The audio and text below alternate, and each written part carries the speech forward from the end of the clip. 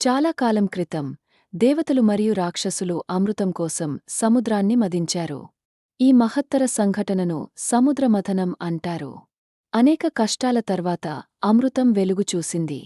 ఈ కుంభాన్ని పొందడానికి దేవతలు మరియు రాక్షసులు భీకరంగా పోరాడారు. అమృతాన్ని రక్షించడానికి విష్ణుమూర్తి గరుడుడికి అప్పగించారు.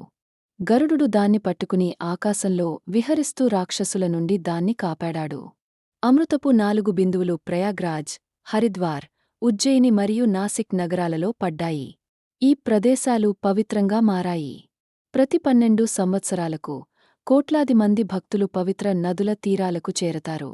ఇది ప్రపంచంలో అతిపెద్ద శాంతియుత సమ్మేళనం. శతాబ్దాలుగా వివిధ ప్రాంతాల ప్రజలు ఆ పవిత్ర ప్రదేశాలకు చేరడం ప్రారంభించారు. వారు వాటిని దివ్యశక్తితో నిండిన ప్రదేశాలుగా భావించారు. కుంభమేళాలో ముఖ్యమైన ఆచారం పవిత్ర నదుల్లో స్నానం చేయడం. భక్తులు నమ్ముతారు ఇది పాపాలను తుడిచివేసి మోక్షం పొందడానికి దారి చూపుతుందని. కుంభమేళాలో నాగసాధువుల ఊరేగింపు ఒక అద్భుత దృశ్యం.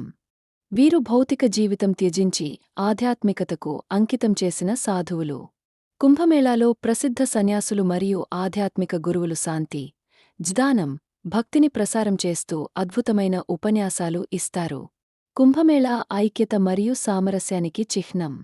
ఇది భిన్నమైన నేపథ్యాల నుండి వచ్చిన ప్రజలను ఆధ్యాత్మికతలో ఏకం చేస్తుంది.